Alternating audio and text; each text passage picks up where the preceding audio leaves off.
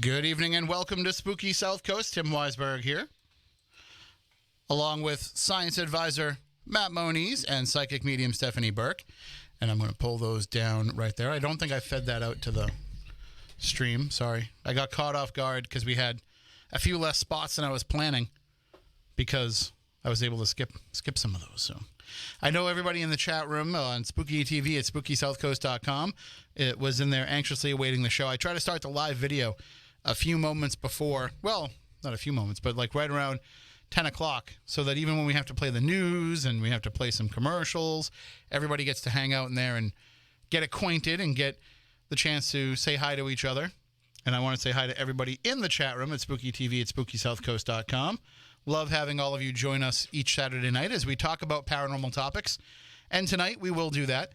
We have some things to discuss tonight. We have some new, we have a new event to mention to people. We also have the question that I want to put out for some open lines calls. And one of the things that I just want to mention real quick, because we've been following it and talking about it for the last couple of weeks, I don't know if anybody saw this. I put it up on Facebook, but probably the biggest podcast in the world addressed something that we've been talking about for the last few weeks. The Joe Rogan podcast mentioned the controversy with Zach Bagans and the plagiarism of I did see that. Ghost Hunting for Dummies. So, yeah, he didn't mention Zach by name. Bless you. But Thank you. I just say bless you whenever anybody makes any bodily noise. I just felt like it was polite to say thank you, even though I coughed. I mean, even if it was coming out the basement instead of out of the attic, I still would have said the same thing. It will never. Thank you, though. Trying to say girls don't do that. But not on air like you two.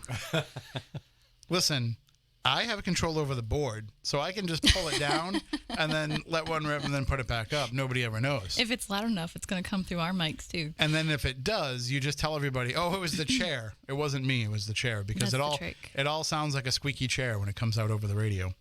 But that's something that we've been talking about. They didn't mention Zach by name, but, Joe Rogan brought it up, which means he's at least aware of the controversy, which is... That's pretty interesting to know that, Kenny Biddle's article became so viral that it reached, probably the biggest podcast in the world. Or maybe they're just listening to us on Saturday nights, and that's how they found out about it. That could be true, too. No offense, Kenny, but it could have been that Joe Rogan is a Spooky South Coast fan, because I won't lie to you. There's been other times when people have said, like, they've dropped references to things that we talk about, so. Is it? No, this one? No, you should be on that one. Isn't he from the area? Why isn't that work? Oh, because it's not a program. Try Just again. kidding. Isn't he from the area? I don't think so. I thought he was from Boston. Maybe. I don't know. I stopped paying attention to him. Get on the Google machine. I don't really find him that good of an interviewer. I don't know why everybody loves this show so much. And next week on his show, he'll be discussing us. I think it's terrible. And the insults. Yeah, that being said, if you want to have me on the show, I'd be happy to do it. Speaking of which, let me throw this also back to last week's conversation. Uh-oh. Because last week we were talking about that paranormal group that charges Yes. money for its services. And I said we were going to try and get them on the air. Uh-huh. I just want to let everybody know they did not reply to my emails. Uh-huh. They did not reply what a to my shock. Facebook friend requests. They did not reply to my Facebook message. There was one way that I tried to communicate with them that got bounced back. I can't remember what it was. Smoke signals? No, that might have worked. I think the problem was that whatever service that it was no longer active. So I don't know if it was necessarily that it was, not a real address or something. It just might have been something that they don't use anymore and forgot to renew. So are we calling them tonight? I still feel like that might be a bad idea, but I did reach out to them and say, hey, we'd like to talk to you on Spooky South Coast, talk a little bit about what it is that you do and the services that you offer. So I tried to keep it friendly. And I also didn't release last week's episode to podcast yet. Oh. See, I was being sneaky about it. On purpose. Anybody Okay. that was wondering where it was, I did that. I held off on it so that they wouldn't hear it and know that we were setting them up. So why do you have to be such a voice of reason? Because we have to do things the right way. I don't want to run the risk of having somebody else not want to join us over something controversial later just We don't have because to be mean. It's we're just a tearing these question. people up. But the interesting thing was this is what made me think of, begging to be on Joe Rogan's podcast like I just did. What made me think of it was that I looked at their Twitter account. Mm-hmm. And their Twitter account is a couple years old. Nothing's been posted in a couple of years. And I only saw like a handful of tweets on there. Yep. And one of the most recent tweets was them just begging Ellen to book them on the show. Seriously? Like tweeting Ellen Ew. to be like, hey, Ellen, we'd like to come on your show and talk to you about all of our work and paranormal stuff. And Because they're so wonderful. Let me tell you something. A little bit of inside radio, inside media. If you tweet somebody like that, begging to come on the show, it's probably not going to work. Now, if you tweet us and ask us to come on the show to get our attention, yeah, that could work. We pay attention to all of our tweets. But like if you're tweeting Ellen, who probably has, I don't know, 50 million Twitter followers and probably follows 10 million because they're following everybody that's, everybody on the show and all that kind of stuff. Like, they're not going to see random paranormal groups tweet. But, like, what have you done that is so spectacular and unique and different than everybody else in this field? Apparently charging money. Yeah, that's it. If somebody's going to end up making it on Ellen and she wants an interview, it's going to be some of the original sci-fi cast. It's going to be Zach Bagans. It's going to be someone that is known, not Joe Schmo. Or somebody that, Wait a minute. that does mean wasn't things. Grant and Jason on Ellen? I don't think they were on Ellen, no. Yeah, I think they no, were. I think they were. They were? Yeah, I think they were. Like, I don't think it was Ellen. No, it was like years ago, like 10, 12 years ago. Let's see. I want to say I remember seeing like awkward Yeah. screenshots. Yeah. But either way, well, another possibility too is if you have a viral video, those kind of shows will grab you. So if you put something Right. up there that goes viral, then there's a chance that maybe they would book you to come on and talk about it. I mean, look at what happened with Amy Bruni. She put up a clip that went viral that wasn't paranormal. It was her daughter dancing on the deck with the dog. Yeah. Right. And what was that? Dr. Phil ended up putting that on TV, or Dr. Oz, one of those, like. Yeah, one of the, yeah. So the possibility is there, but they find you. You reaching out to them doesn't help your case or help your cause, unless it's one of those things where I don't think Ellen does it. I don't really watch any of those shows, but I don't think Ellen does it. But some of the other shows, like Maury Povich would do it, and Jerry Springer, Right. where they have that thing at the end where it's like, if you or anybody in your family has ever had sex with a ghost, we want to hear about it. By the No. way, I talked with our friend Gavin Davies last night on Midnight in the Desert about ghost sex, and I couldn't do it. Like, I just was laughing the entire time. He just had me in stitches, and the whole audience. But it was great stuff. I definitely want to have him come back on Spooky South Coast sometime and give us an update on some of these other stories that he's collected. Because when we had him on last time, he had a lot of those really scary stories about people being violated in their sleep by ghosts and things like that. Now he's getting a lot of like more positive, funny stories, and nobody can tell a story like he can. So we should probably have him back on sometime soon. And also, just as a quick point of reference, because they were talking about it in the chat room before the show. When I put out the question a little bit later on, we are going to have open phone lines. You can call in and talk about whatever you want, which I know is a dangerous thing to let Lamone know. But you can talk about whatever's on your mind, whatever paranormal questions or thoughts or theories or anything or experiences that you want to share. But I am going to ask the question because I saw it coming up. We did Twin Peaks week on Midnight in the Desert this week, where we had some of the stars of the show come on, and it was really cool to talk to David Frost, the co-creator of Twin Peaks, and to talk to James and Hawk and Candy and Agent Tammy, and have all these people come on. But we also talked about some of the thematic elements, and one of those thematic elements of Twin Peaks is the idea of tulpas and thought forms doppelgangers, all of that. And when we did that show, I wish that the phone lines had been ready to go, because so many people were sharing experiences online with us, sending me emails, being in our Facebook group, the Midnight Society Facebook group. So there were so many people that had stories to tell. So I said, you know what, let's talk about that tonight, because if a portion of that audience had stories to tell, I'm sure a portion of the Spooky South Coast audience does. We've had experiences with things like that, and it makes a good discussion point, because you know how much of what we encounter could be that. So I figure that's what we'll talk about a little bit later on. But I also wanted to say that we were giving away a contest this week with those 2 tickets to the Twin Peaks 30 Fan Festival at Graceland, and we haven't given them away yet. We're waiting until Monday so that people who listen to the show via the archives will have a chance to catch up. We gave away a code phrase each night. And if you collected all 5 of those code phrases, then you can go, if you're already a time travel member, a time traveler on midnightinthedesert.com, you can go in the wormhole and submit all 5. Or if you're not a member, you can email me, tim@midnightinthedesert.com, and enter in all 5 of those code phrases. And then everybody that gets the code phrases right, I'm going to take all those names on Monday.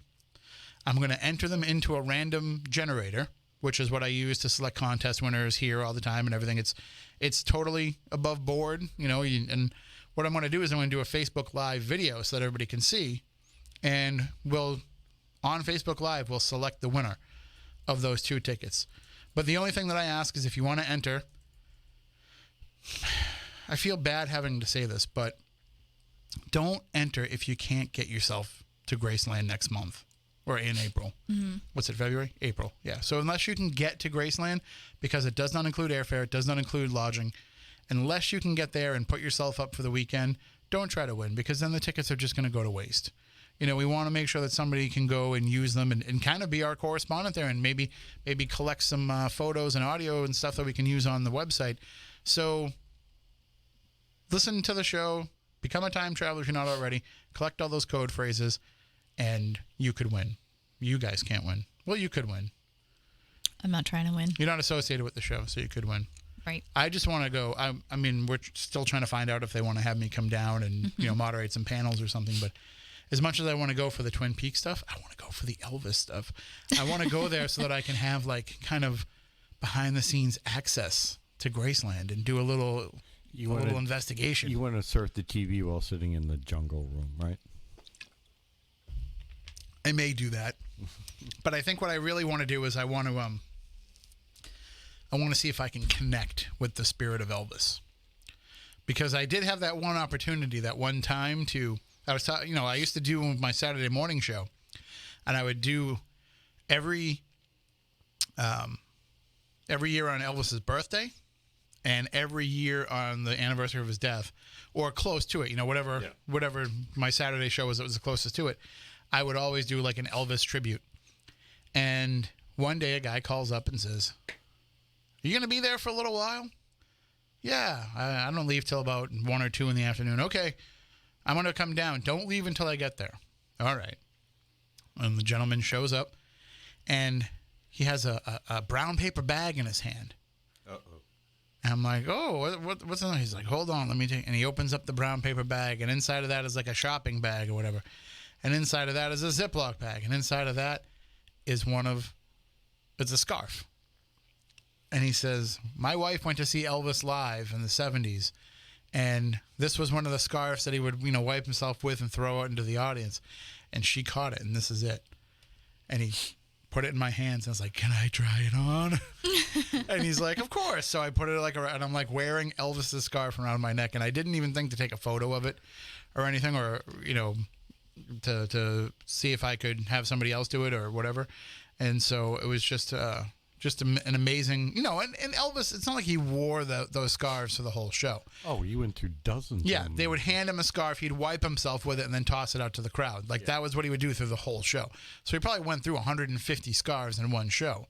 But still, this scarf touched Elvis Presley. I think when Scott was filming the Gettysburg episode was when he got to hold or be next to Elvis's underwear. See? That's the kind of thing that's a once-in-a-lifetime opportunity. It's weird. Nothing. No, It's weird that it's a collector's item. I would wear it. I would proudly You would wear them. Elvis's underwear. On the outside of my clothes. I don't know if Okay, I'd put all them right, on I'll the give you inside of my that. clothes. I'll give you that. On Just the because outside. I wouldn't want to get my essence on Mixed Elvis's with underwear. Elvis's, Yeah, okay. I wouldn't want to ruin it for everybody else. Okay. But Your essence. I would still try them on just to see. Just to see Like if they what fit. year Elvis are we talking about? I don't know. You'll have to ask him. Are we talking about like young Elvis? Because then they're not going to fit over me. But if we're talking about like right before he died, Elvis, I get a pretty good chance of not only getting them on, but having them maybe even be a little bit loose on me. I don't know.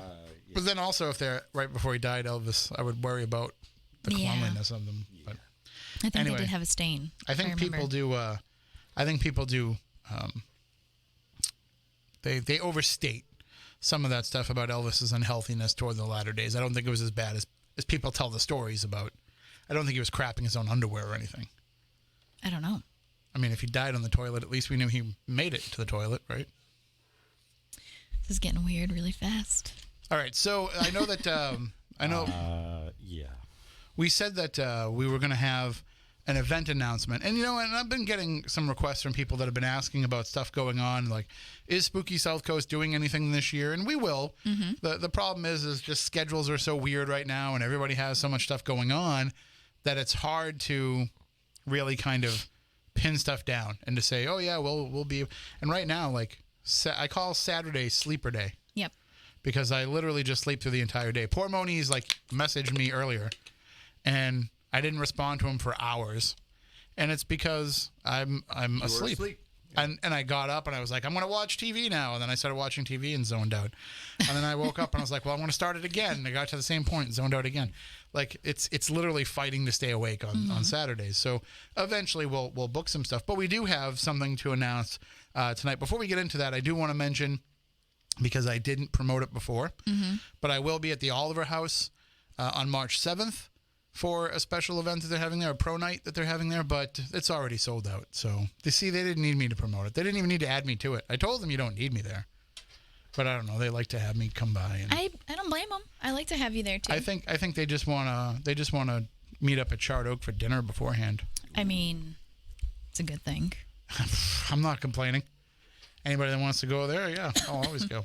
But you put this up a little bit earlier today, Stephanie. This one, it's now, to be fair, it's not in this area, It is not. but it's a place that's well worth making the trip, from what I understand. It is. So this one is in Mineral, Virginia. And I think the first time that we were able to go out there was March 2018. And we were invited out by our friends Sheena and Lacey, who own the Dunlora Inn. And Scott and I, Scott Porter from Haunted Towns, Haunted Live, Ghost Asylum, you might know who he is.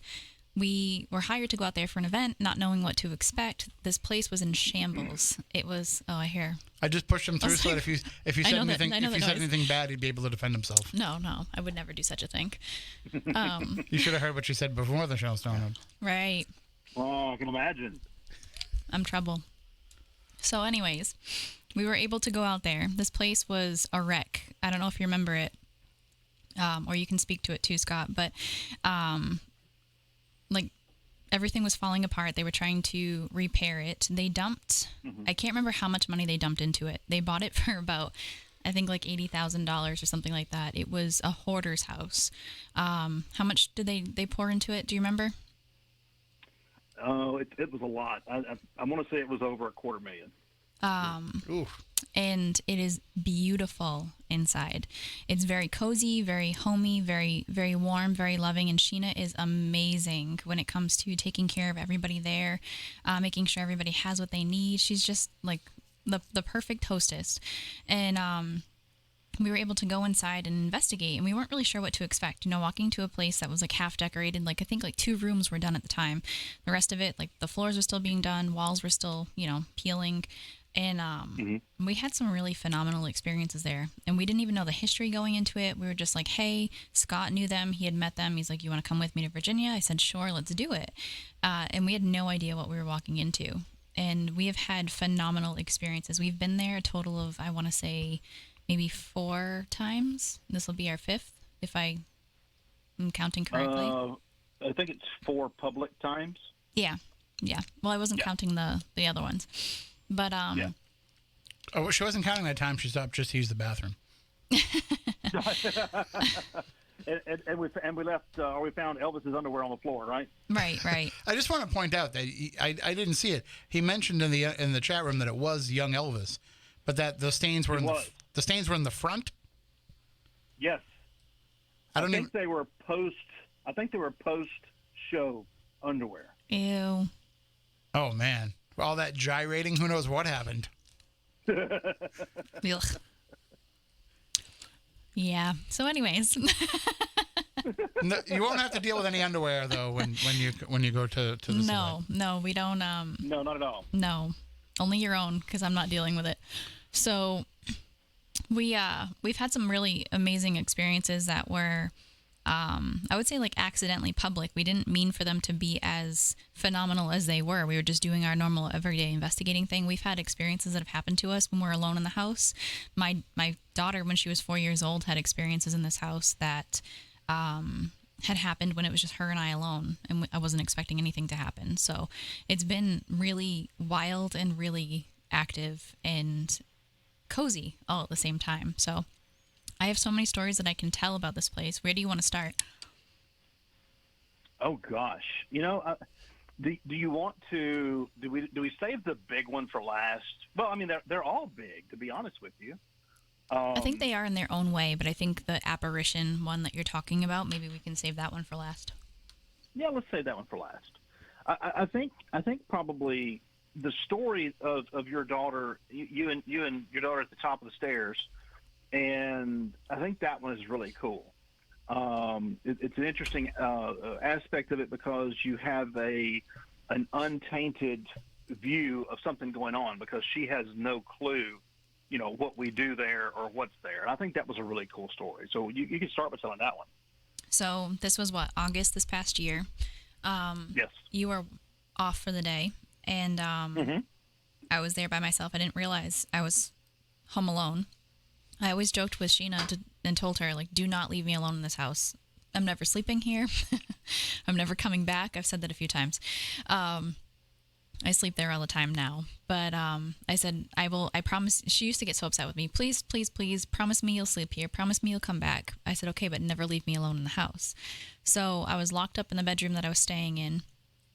And my daughter at the time was getting used to, and everybody that has kids, like that toddler stage of like you want to pee everywhere in like all public restrooms because it's fun and it's exciting and it's new. So she got to the point where she would only go to the bathroom downstairs. So I was like, okay, let's open the door. Let's go downstairs. And I'm yelling like, hey, anybody here? Sheena. And Home Alone. So we get to the top of the stairs and remember the staircase because the staircase is kind of like this like weird central hub of this entire place. And she stops dead in her tracks and she says, Mama, we can't go downstairs. I said, well, why, baby? What's wrong? She goes, shh, the peoples. And I said, what do you mean, honey? She goes, the peoples, they're everywhere. And she had this like look of terror on her face, and she was backing up to the wall, and she was holding something in her arms, like a toy or a stuffed animal. And she kept telling me that we couldn't go downstairs. And I said, well, honey, it's okay. Mommy's right here. Do you want me to make the peoples go away? And she said, yeah. So I said, okay, that's fine. So, I talk out loud just to kind of show her like it's not scary, it's not afraid. I'm not trying to teach her that they're not real. They're a very real part of my life, of her life, and everybody's lives. Only we can see them. And I'm trying to make her comfortable and confident rather than terrified. So we start walking down the stairs after I get rid of the peoples. And she starts freaking out. Mommy, the peoples, they're everywhere. There's one here. And she's pointing everywhere. I was like, well, great, mother of the year. And as she's walking down the stairs, I turn my phone on and I start recording. And I had showed Sheena and her husband the video later, and I was showing Scott, and Scott kind of blew it up, and he's like, "Do you see this?" And you can actually see like these full-bodied shadows like floating across the stairway repeatedly as I'm talking about it. And we tried to do everything to try to recreate it. You know, Scott and I have been in this long enough to know, like, was it a car? Was it blinds? Was it a tree blowing? It was actual shadows. So that kind of freaked me out a little bit. Not that I think anything bad is there. I think there might have been one time when there was, and we got rid of it, but it was enough for me to see it through her eyes to realize, like, okay, I know what I do is real, but this was really, you know, a little freaky for me because it was my first time dealing with that as a parent outside of the elements that I'm used to and that she's used to. So that was story number one. That was a little interesting and a little unexpected. Yeah, no kidding.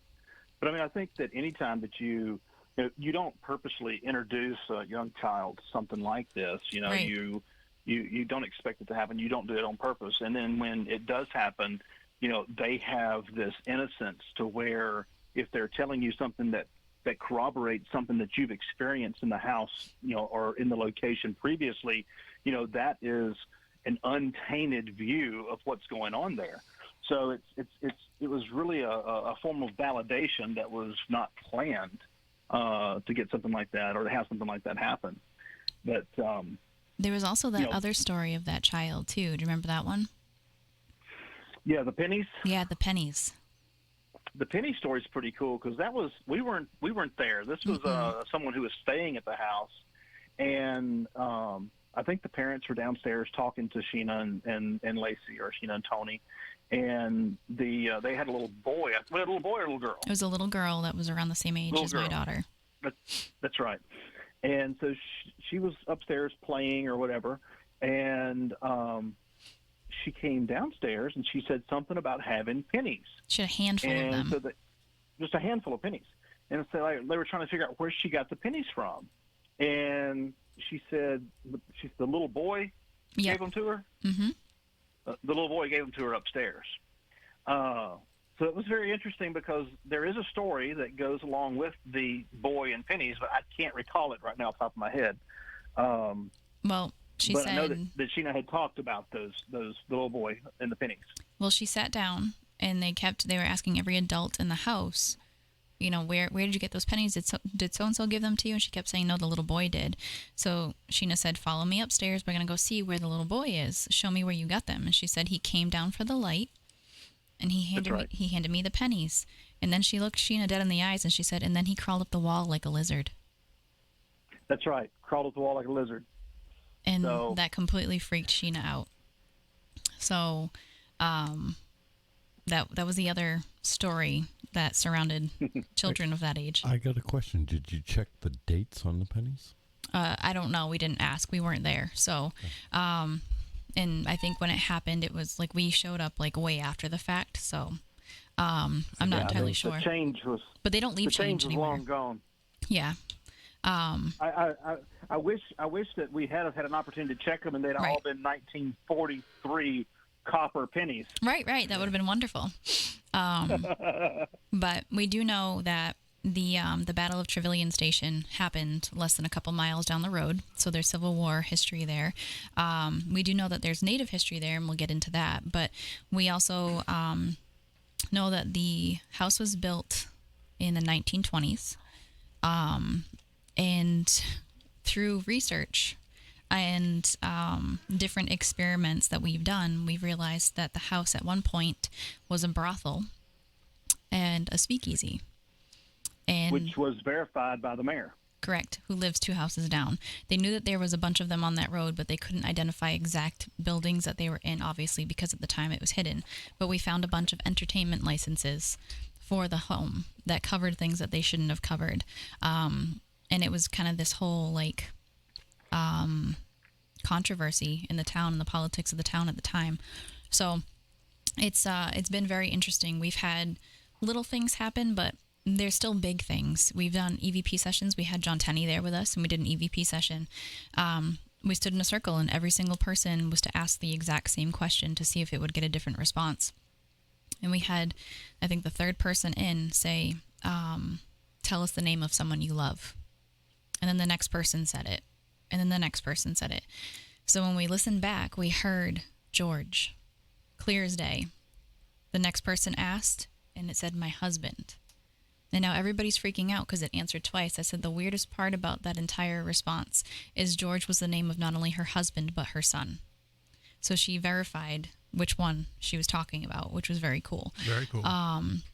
And very clear. So I thought that that was really cool. At that same time, that same night, we had, I think, maybe you went to go check it out, I think, but the sound bar in the other room started playing 1920s music by itself when we were all in the other room holding hands trying to do an EVP session. Turned itself on, turned it to 1920s music, and everybody was crapping their pants because they couldn't believe it, and it was getting louder and louder and louder. Yep. Basically swing jazz type of music. Yep. Well, I want that to happen again while I'm there because I just love 1920s music. So It was fascinating. And we I'll actually sing a had little to go. Al Bowley if you want when we get there. You can perform all you want. I'm okay with that. You said you didn't want to Absolutely. dress up, but you can perform. Well, I just don't want to have to bring dress Extra clothes, clothes yeah. in a you know. So, we've done a lot of experiments in this house. We've all dressed up in 1920s garb and, hung out and played music like that just to try to kind of get them into the mood and the feeling of their time to try to see which era would come out during our investigations. Reminds me of that Christopher Reeve movie. Which one? Somewhere in Time. Yeah. Yeah. It's funny because it involves a penny too. Well, I mean, I think it sounds like the kind of place that people are going to want to check out for themselves. And as Stephanie and Porter are sharing these stories that they've had these experiences, keep in mind that the reason why we're talking about it is because you're going to get your chance to go there too. Right. I just shared out the link in the chat room at Spooky TV. It's on YouTube, and I also shared it out on the Spooky South Coast Facebook page too. So if anybody, as we're talking about it, if anybody wants to click on that, you can already order tickets, right? It's live to order tickets. It's live. You can actually go to dunlaurain.eventbrite.com. If you're listening in, you don't get to see the chat room or you don't have social media. The Dunlora is DUNNLORA. Do you want to tell the story of the apparition? Yeah, absolutely. We can do that. Okay. At this particular instance that we were there were some other professional paranormal investigators there. And so we started the night out. We were doing some experiments. We were trying to figure out, what was going to be the best trigger to use at this location. And Stephanie and I had been talking about it throughout the day about what we wanted to do. And, knowing that the Battle of Trevilian Station occurred there, we wanted to do something that involved sounds from the times. So we originally started out playing Union and Confederate Civil War music and battle sounds. And during one point, we had played I think it was Union music we had played, and we someone captured a musket shot on an EVP on a recorder. That was really cool. That was cool because I think it might have been Confederate. Was it? I thought you were playing some. Well, maybe it was, but I thought you were playing the Union music because it was some Irish music. It was, but I think that was the night before because the Confederate is the one that we got a lot of that battle stuff from. The Union was very brief, and that was it. Yeah. But I think we played the battle cry too. Mhm. So, and I think that's I don't what think we got as triggered much it. out of it. Oh, you think? So? Okay. I thought we got on the music rather than the battle cry. We have the But video anyway, of it. either way. Yeah. Yeah, we can go back and look. But so that was how the night started, and as the investigation went on, we thought, well, what if there was something here that was older? We know that at that point in time, I was doing a lot of genealogy, and I'd ran into some roadblocks in my own genealogy, and so we started playing some looking up Native American music. And so I know that we had looked into Monacan and Powhatan and Iroquois, Cherokee, and there may have been some more that we looked into, but I know that we had played a few, and we didn't really get any interaction. But then we played the Iroquois music, and it had placed everyone throughout the house because we had a pretty good turnout, so it was very difficult to group people and put them in different places. So we wanted to do an experiment that involved everyone. So we placed people throughout the entire house and told them to report if they had some type of an experience while we were doing this experiment. And so Stephanie was playing the music on her phone, and she and I were standing at the top of the stairs on the second floor. And there were these meters that were around my feet. I think it was some K2s, maybe a male meter. And as we're playing this music, I felt this cold chill. And about the time I felt the cold chill, all the meters at my feet just kind of flickered and lit up. And when that happened, I was like, that was weird. And so we got through playing the music, and then Stephanie, you looked at me and you asked me, did I see anything or did I feel anything? And of course, I explained what I had seen and felt, but you saw something. I did. Did you want me to tell that part? Well, yeah, that's your experience because I didn't see it. It's fun to know if you want to go through the whole thing. So the way that the stairs are set up is you can walk up them, take a quick turn, and walk up a very short set of steps, and then up onto the top landing. But from the top landing, you can look straight down and see the front door. It's very wide open. So as this is happening, I'm watching something walk up the stairs, take the turn, come back up, and walk straight up to Scott. And it was just as big as he is. And if you've never been around him, you're a fairly large guy. Very tall, very wide. And this thing was just as big as you were. And it looked you right in the face, and it called you brother. I was like, well, this is going to get weird really fast. And I was a little apprehensive because of how many people we had in the house. And at the same time, really fascinated because it wasn't a bad feeling at all. In Native American anything has always fascinated me, and I've always had a really good relationship with it. So I wanted to ask him, like, did you see that? Did you feel it? Did you feel anything? Because it was very strong.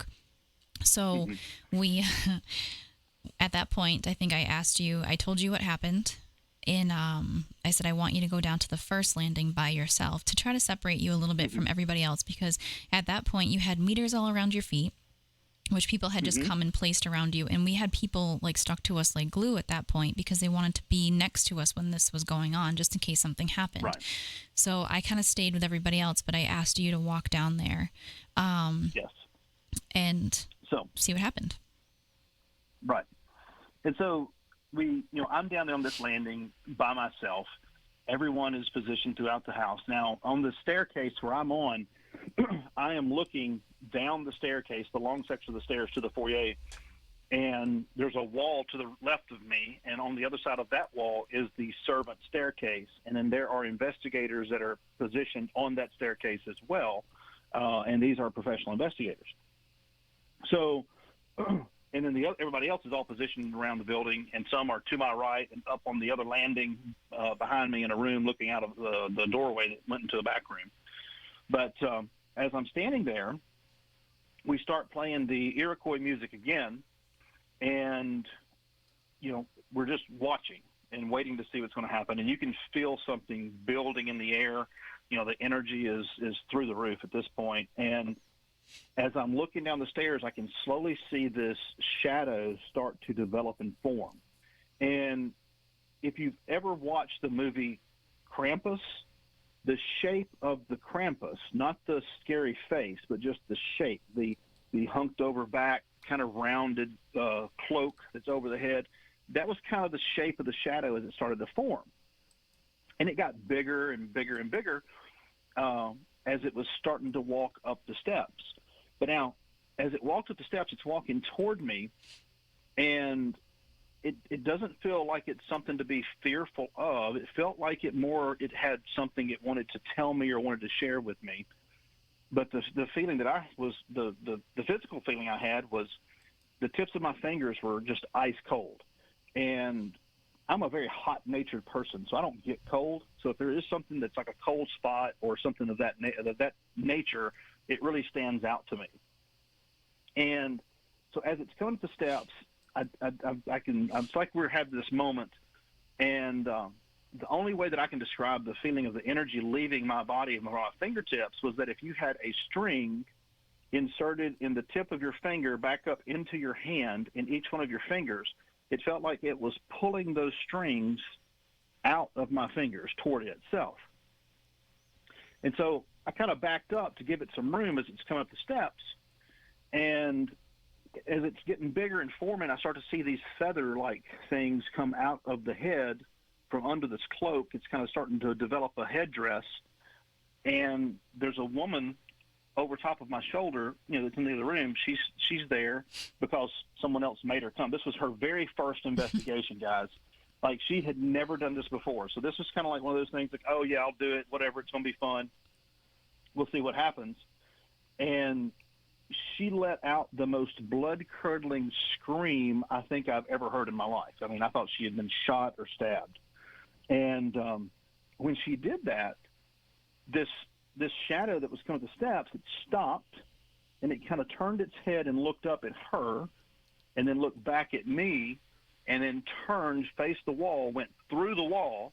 And when it went through the wall, those people that were positioned on the servant staircase started screaming and literally ran out of the building. I mean, we had to try to slow everybody down, stop them, say, don't run, you're going to get hurt. Stephanie's trying to keep everybody calm.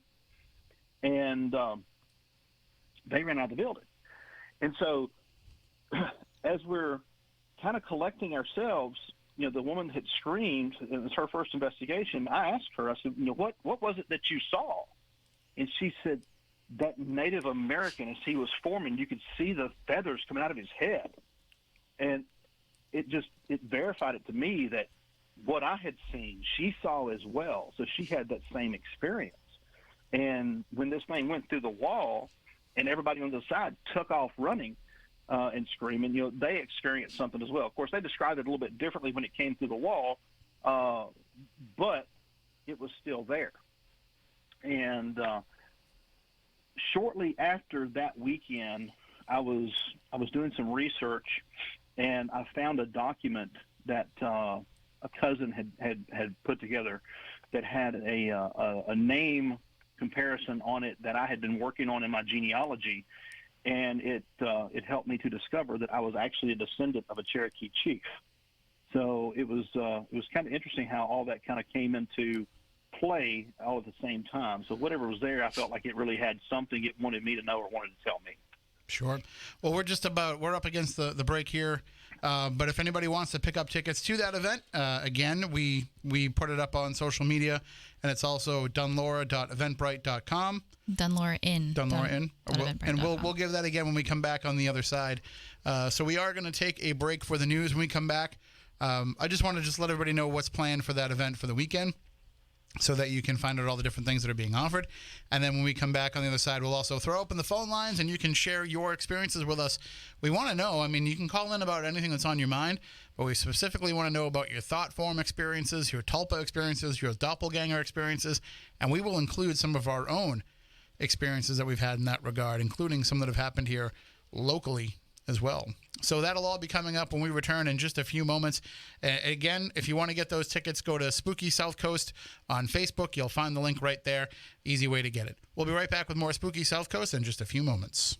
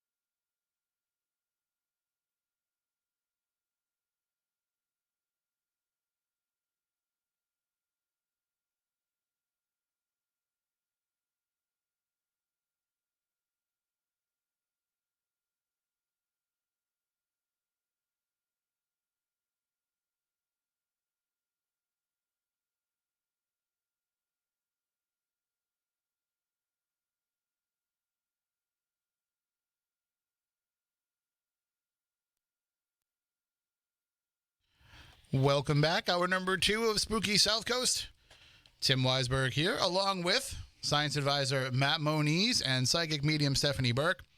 And we were talking before about we're talking about the Dunlora Inn, and I want to, make sure that we let everybody know all the different things that are part of this. But this is more about kind of talking about the location really than it is pushing the event. I mean, we're letting Right. people know about all of the very interesting things that have happened just in your time of investigating there. Right. And This isn't even talking about the day-to-day life of the people that operate this place either. correct. We were actually, I think, the first real people to investigate the place.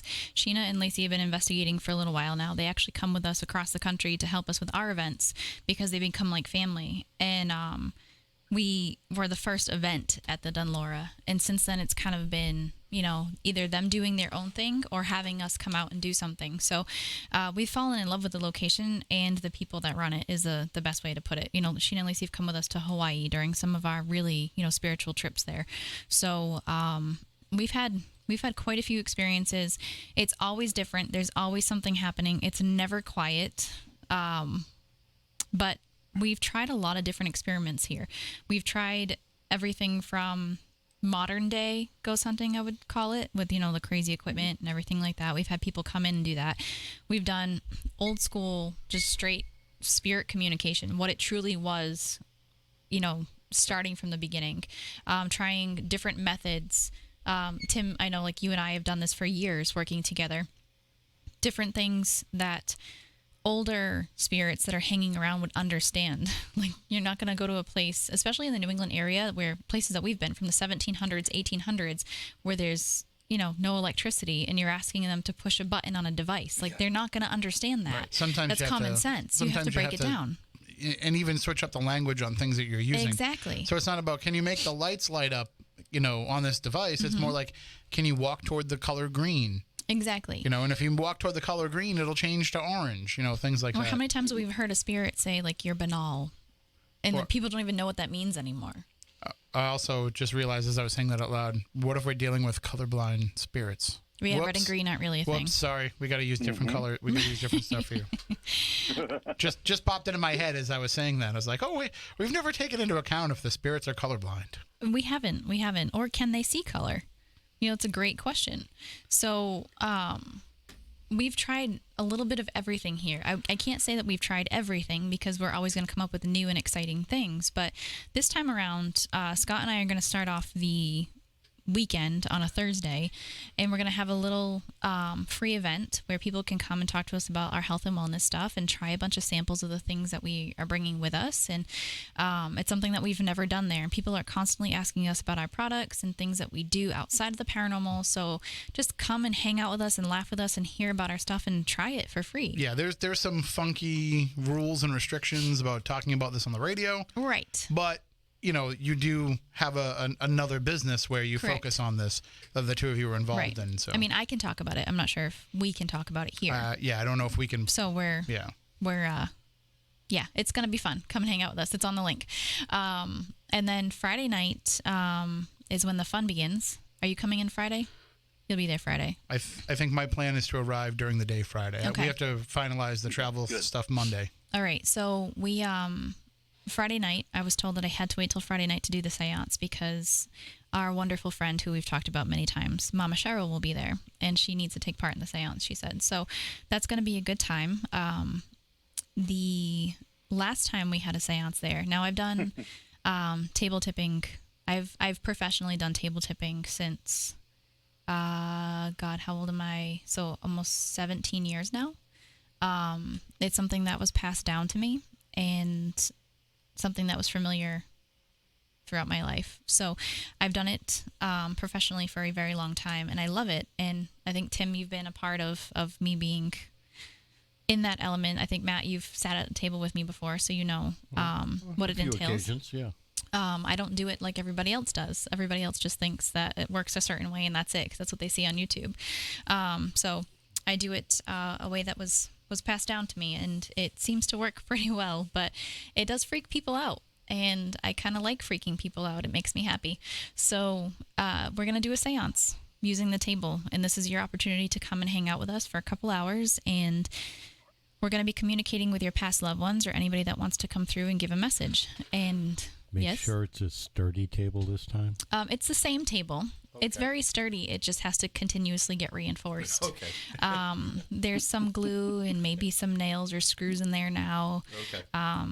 But I'll have Scott so he can whip up something quick if something happens, because he can fix everything. Hashtag you fix stuff. So can't say the real version. But Oh, I thought you could on here. no, we're on the radio, the actual radio. Okay. If it was just YouTube, we could. But the last time we were there, we had a really good crowd, I think of about 20 or so people. And I gave everybody an opportunity to sit at the table just to feel the energy of the table and the table moving. And it was really interesting, but we had a little bit of a issue at one point. Do you want to talk about that? Yeah, we can do that. Okay. It's when you sit there at the table with Steph and it happens, you're kind of perplexed because you're trying to figure out how this table is moving and what's causing it to move, and are other people at the table doing it or making it happen. But there's always a question there in your head. But on this particular occasion, when we were doing the table tipping, usually whatever's there comes through for whoever's at the table or whoever's in the room, and very seldom do they ever come through for Steph or for me. And which I try to block so that way nobody thinks we're doing that on purpose. I make him sit on the side of me so that way there's no way, like you guys have sat with me before, I make you sit on the side of me so that way people don't think we're passing the table back and forth. I do everything in my power to make sure people walk away going, what just happened? How did that just happen? So the last time we're there, we're doing this, and we're asking the table to give us the first letter of the name of who's there. And so it gave us a letter, and then we asked it who it was trying to communicate with, and it went around the room, as we asked who it was, and it came to me, and the table reacted as if whoever was there was trying to communicate with me. And so we tried to affirm that by going through and asking again, and because the letter that kept coming up, I was unfamiliar with anyone who would be trying to reach out to me that would have passed away. And so we went back around and we started talking about, what's the first letter of your name? And it landed on the same name again, the same letter, and who you're trying to communicate. And it came back around. It responded when it came to me. And so we were trying to talk about, I was like, well, I know people that their name starts with that letter. And so I just started rambling off names from my life and, friends, family, acquaintances, anyone that I could think of. And the table reacted when I said a certain name. And I said, well, why would you react to that name? Because that person is still with us. I actually got mad at you at that point because I thought you were just messing around, and when you're running a circle like that, you have to keep the focus of the circle, because if everybody starts reacting and like breaking off, it messes with the energy, which makes it harder to keep it safe. And I remember you asked. This energy was strong. It was strong, really strong. But against my circle of protection, we'll call it, when everybody starts going wild like that, it can get out of hand. And I remember you asking, like, were you a friend? It said yes. Did we run around town together? Yes. And you actually named someone that you knew that passed with the same letter, and it said no. Right. So you're like, now I really have no idea. Right. And it kind of reacted to that name once before, but then when I asked if that was it said no. Yeah, like it was familiar to them, but it wasn't them. Right.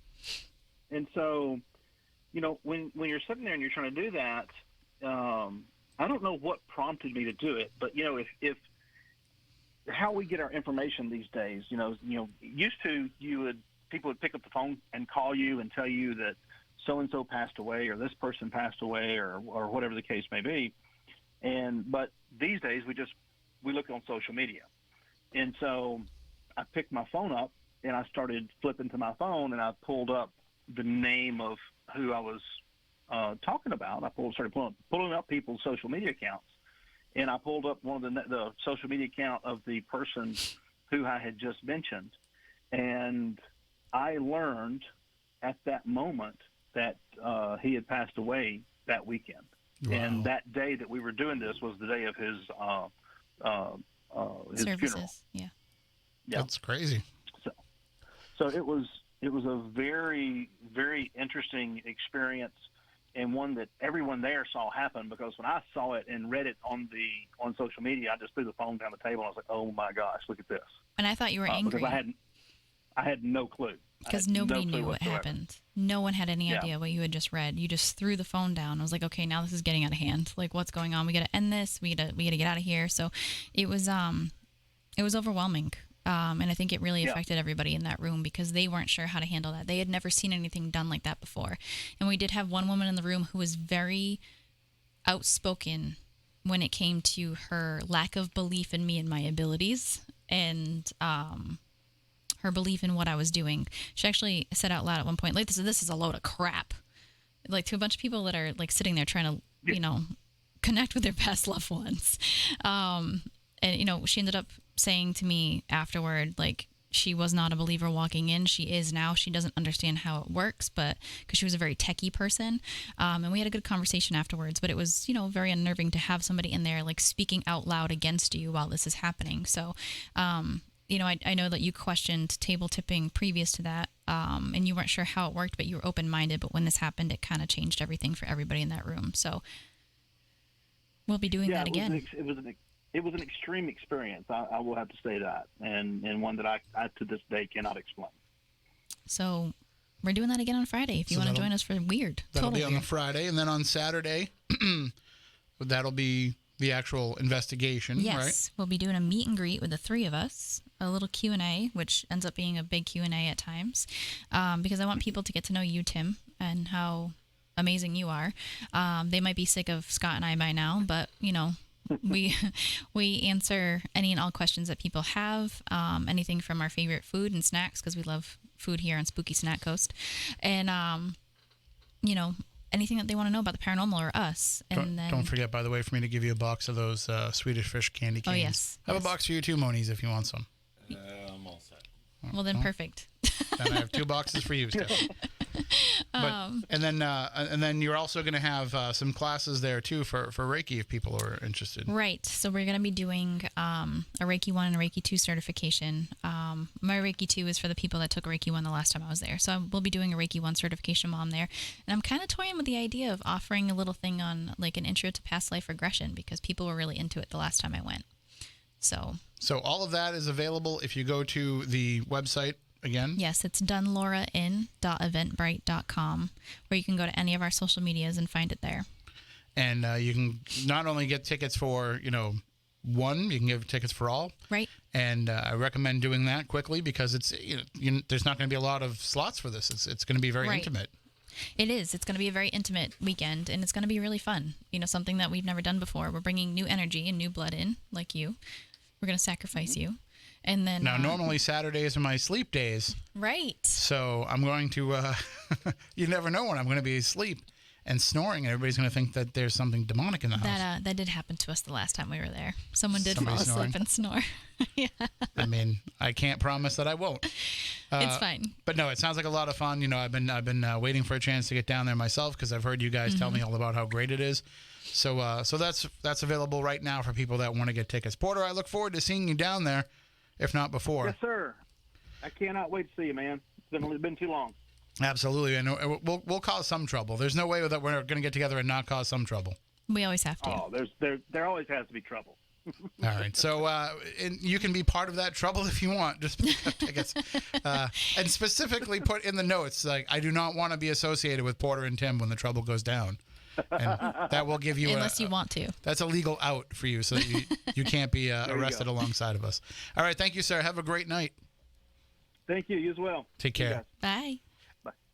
And so I mean, I think our audience always loves hearing about some of these stories and experiences in different places. And now here's your chance to actually come out and check it out for yourself.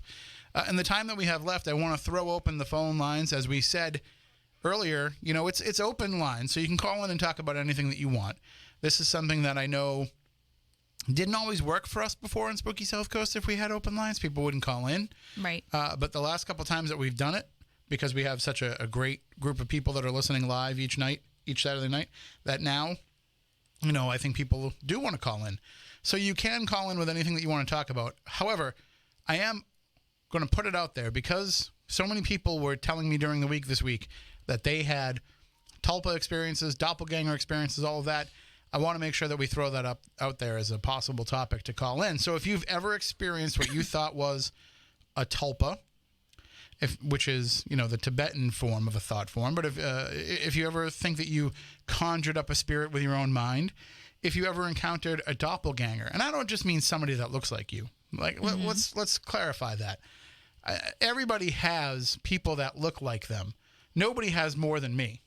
I can't tell you how many people either tell me that they saw me somewhere or will send me pictures of somebody that they've met or know that they say looks exactly like me. Right. It happens all the time. That's never happened to me. It happens to me constantly. And I think it's just, all bearded fat guys look the same. So that's not what we're talking about. We're talking about when it was legitimately a complete double of a person's essence. And I have a few stories that we can discuss about that. But let's take a phone call. And I just want to keep this. I'm saying this out there right at the outset. We only have a half an hour left, so the phone calls are going to be quick. Yes. We don't want anybody to call in and drone on about. Keep it on topic, or on the topic of whatever your call is about. Yes, please. Good evening. You're on Spooky South Coast. Oh, hold on. I gotta hit it again. Good evening. You're on Spooky South Coast. What's up, Playboy? How What's you doing? happening, Lamone? Do you Do have an experience with one of those things, with a tulpa or a thought form? Oh yeah. Well, let me talk about that. Last night you had on a. Hey, Stephanie, how you doing? Good. How are you? I'm kind of constipated. Sorry to hear that.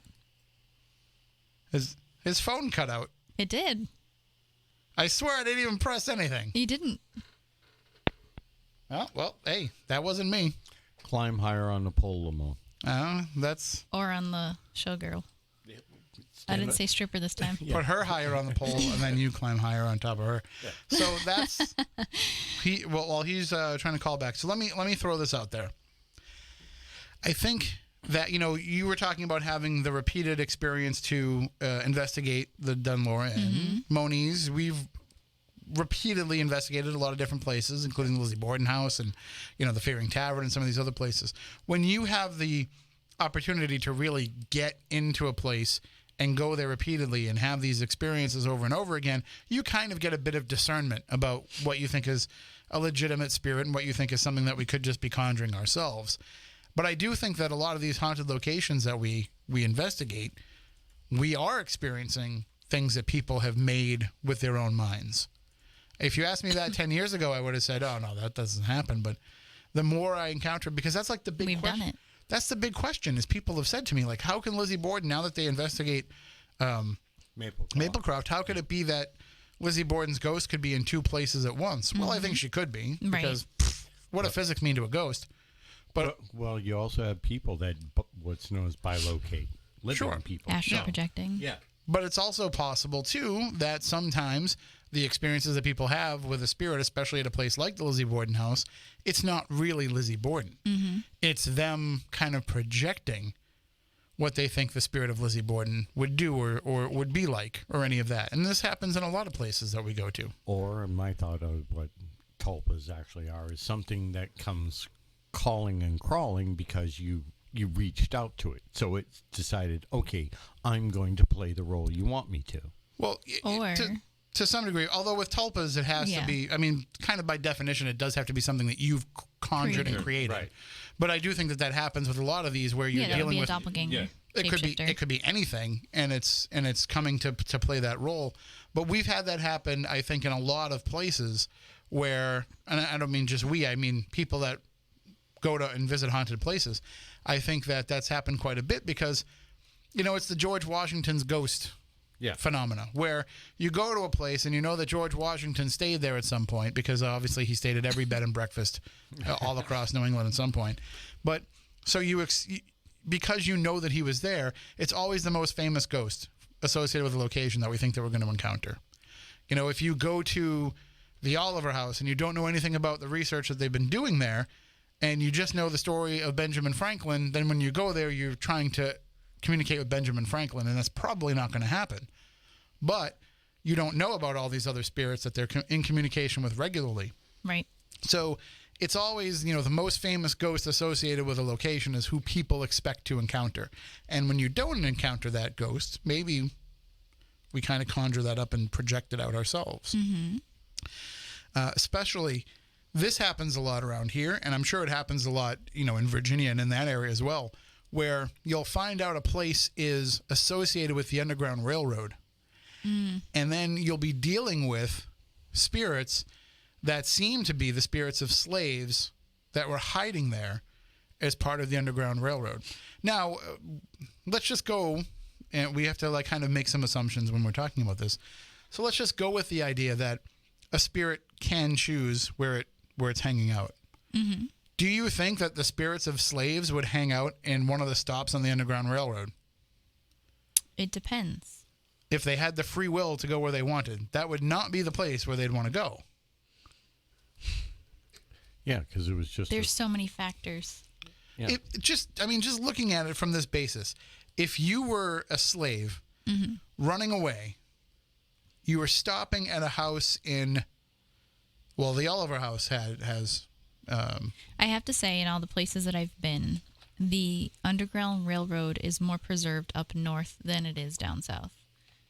Everything is well preserved up north as opposed to down south. Well, because the they South fought all the battles Yeah. down there, and they didn't care to, keep anything sacred. and not only that, but a lot of the homes and some of the structures that were built down there, they weren't as built to last as some of the stuff up here because they didn't have to endure the same type of weather. Right, that but we even did. then, Scott and I have had this conversation plenty of times, even driving through his home state of Tennessee, where like the age of the oldest places there are like mid to late 1800s, and it's because people just came in and just knocked everything down and rebuilt, and there was just no reason to preserve it, which is odd to me because we have places from the 1600s still standing up here that people Yeah. are actually living in. Right. So Part of that because they had to be built to last. right.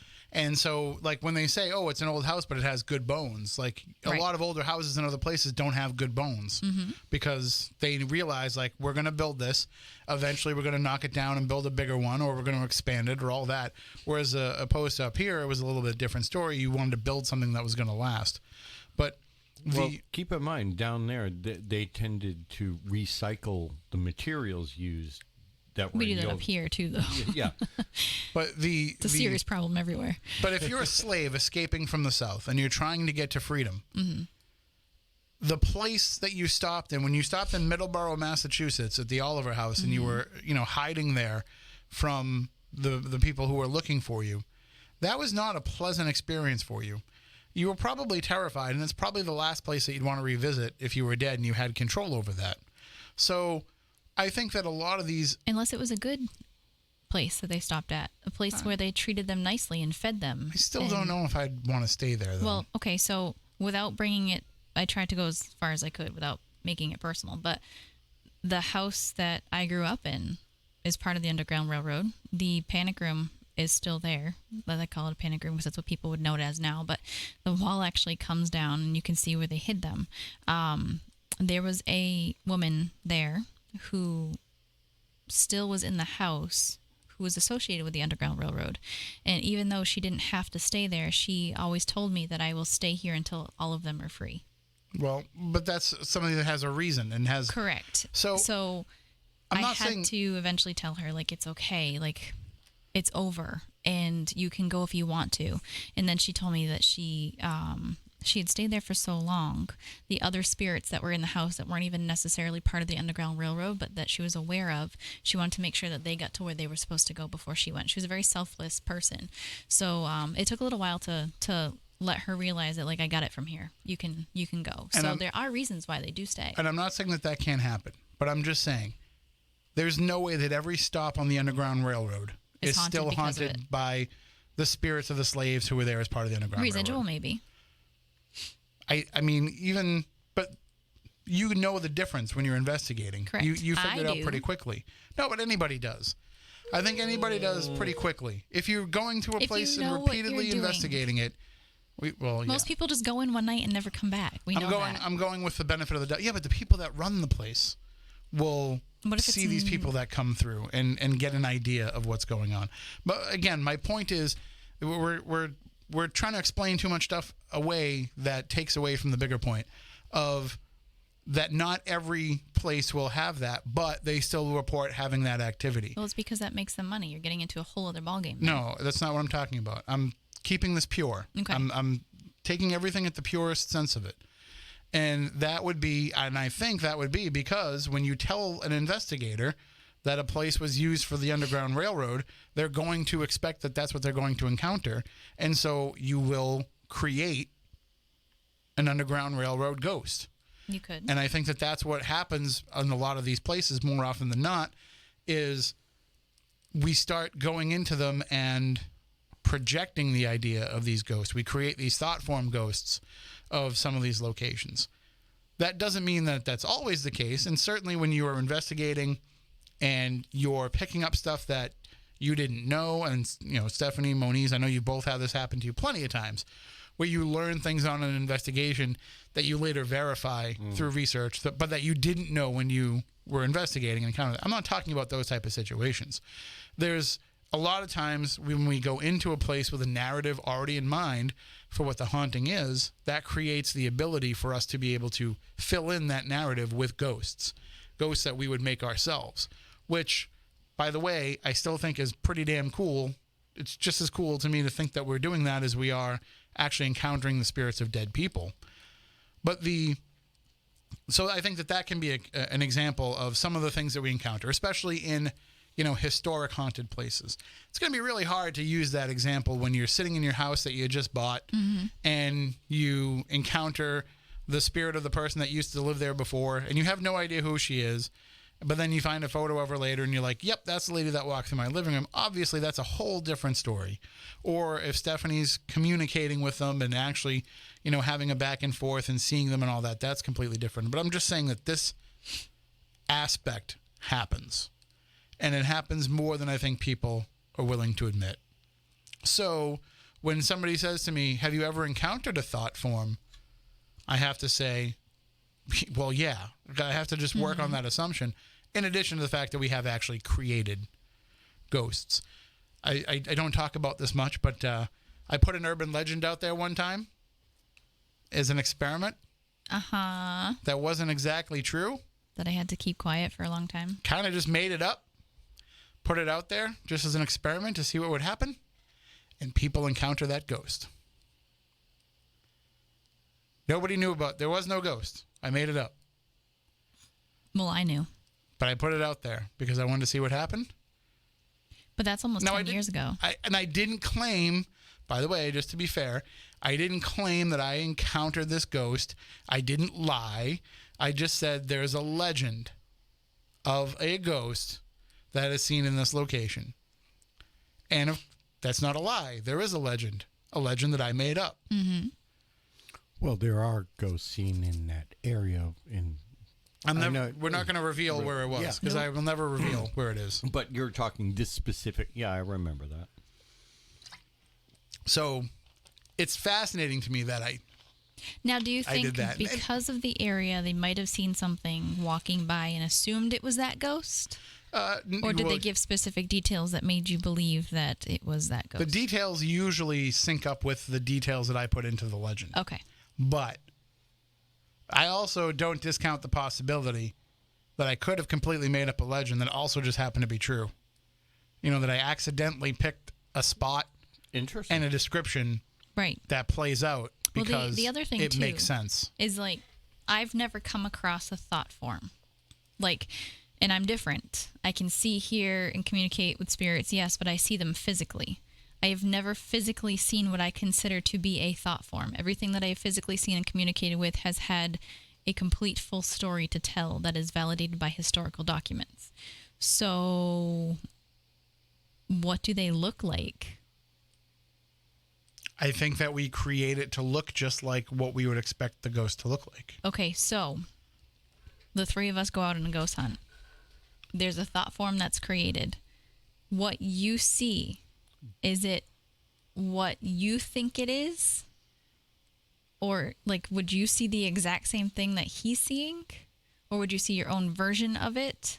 I Because think we it's- agree on. I think we agree on the details. First Because if off, I can't see it because it's not real, well, my question is, are we the ones creating the thought form, or did somebody else create it before us and we come in? how long does it take to create a thought form?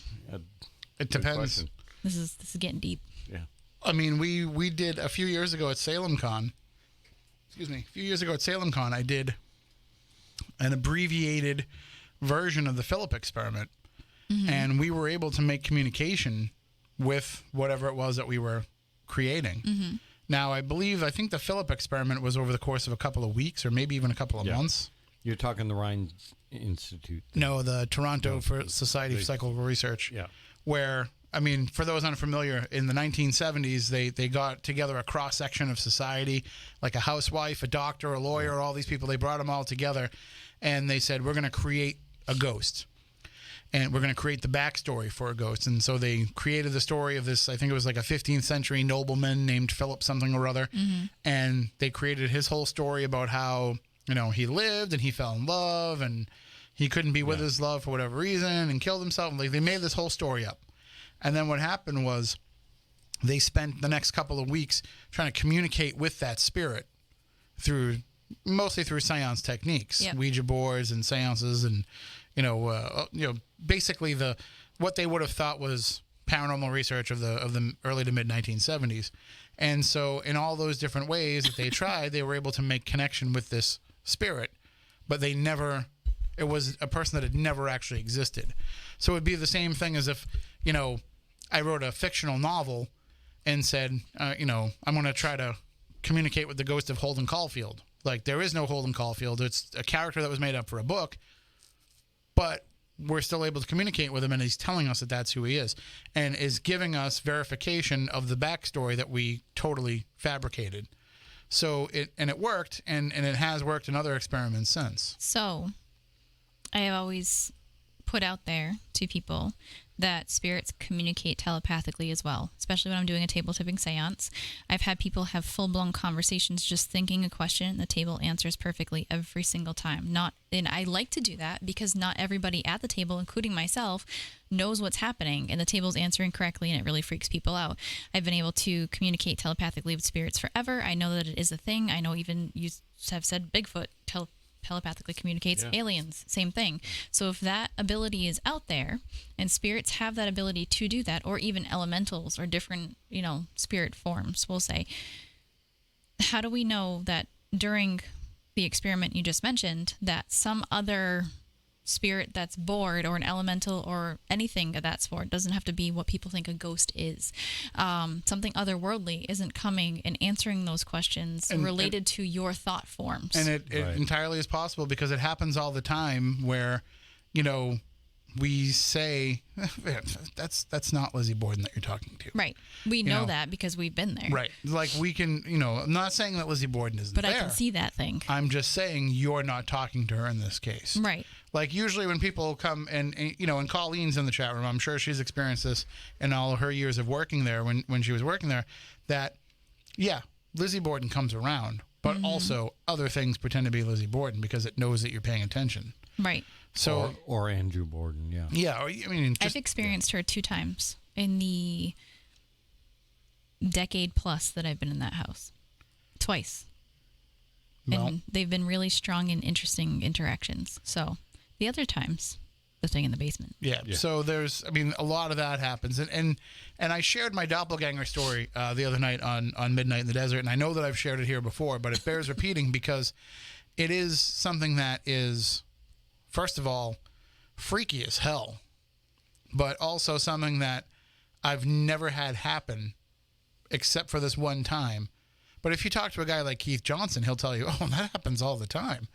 Like, he warned us when we first started doing this stuff, and we were actually, learning from him. He warned us, hey, a lot of times, spirits are going to pretend to be you or the people that you're with. I said, no, that's not going to happen. Was that a ghost that knocked it over? Yes. So Maybe a tulpa. what happened was, or was I just doing it with my mind? Or was it just gravity? Or the- my screw up. The Murdoch Whitney house in Winchendon, which Yep. the basement of that place is strange enough, but when I was there, it was an event that I was doing. I don't think you guys were there, but we had our friend Nate was with us, and Nate comes to a lot of our stuff there. Nate's a big fan of the Murdoch Whitney house, and I know I think you were there because John Brightman was there, so it must have been the event that you and I did with John there. And so as we're in the basement, and I don't think you were part of this in the basement when we I did don't it. think I've been to the basement. Well, we'll fix that next time we go. But the idea is that we were down there.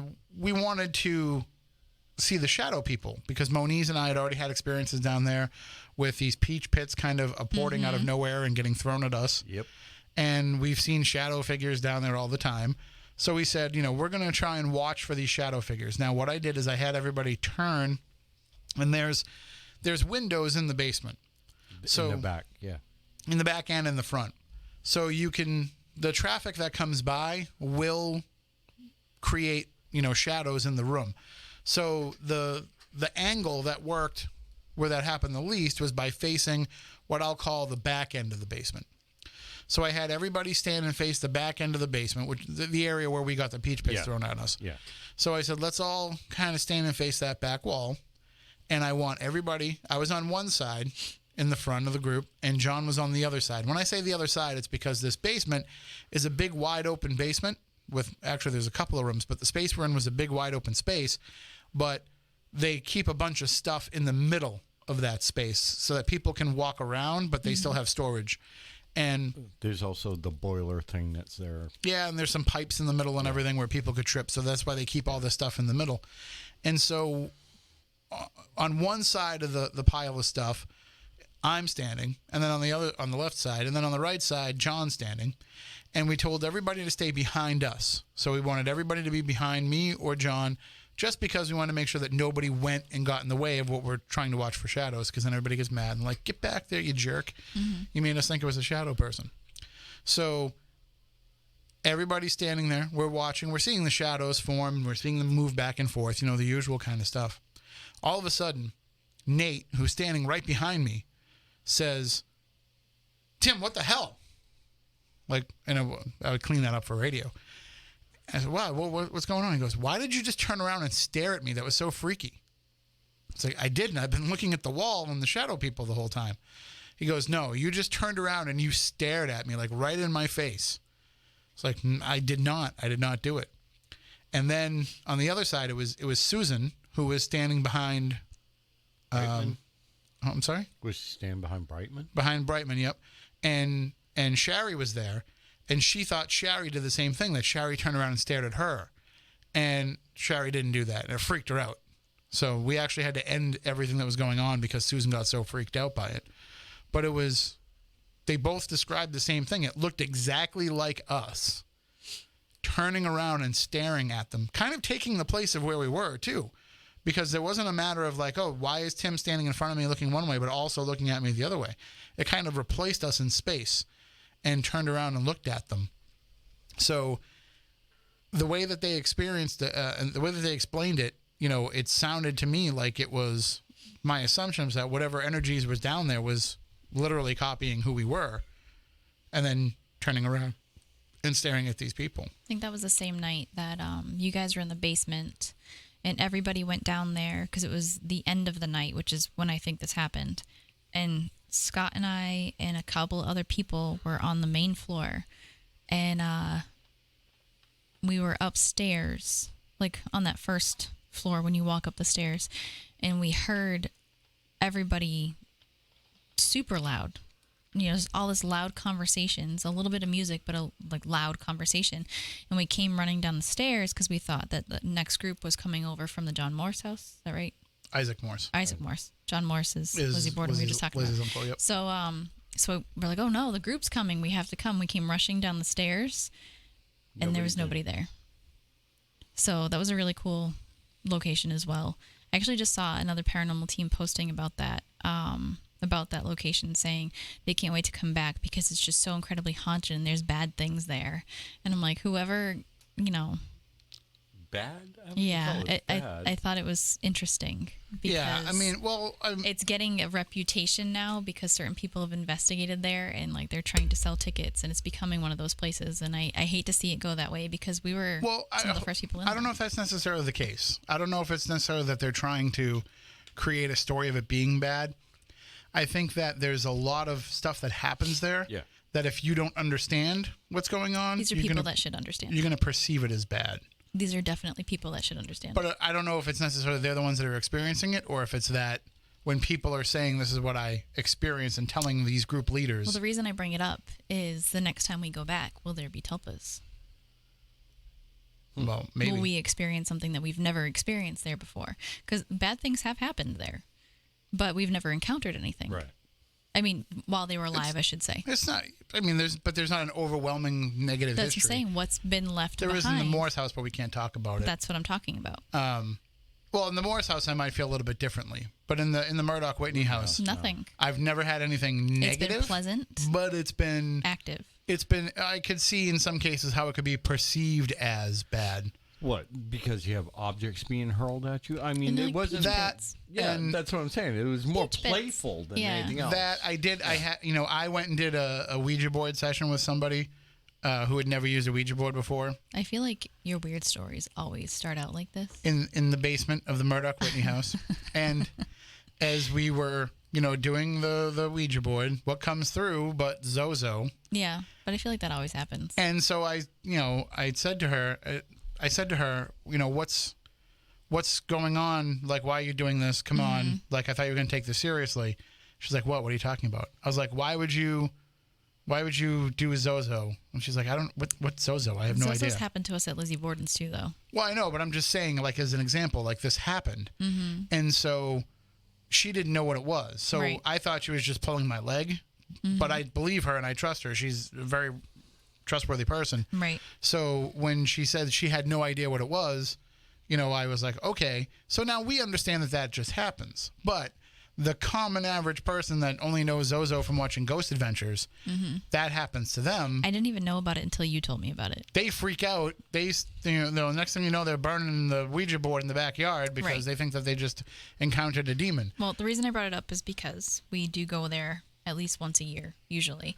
And I'm wondering if we're going to encounter any tulpas coming up, Well, going forward. we'll see. Well, there's a chance. We got about 10 seconds. How about basically hearing another person's voice that you think is the person that you're with, and they come at you from another room? Oh, that's happens happened all to the me time, on especially so in many that occasions. basement. We are out of time for this week's show. If you've had a Tulpa experience, a thought form experience, any of that, you want to share it with us, SpookyCrew@SpookySouthCoast.com. We'll be back next week with another show. Until then, for Matt, for Stephanie, I'm Tim. We want you all out there to stay spooktacular.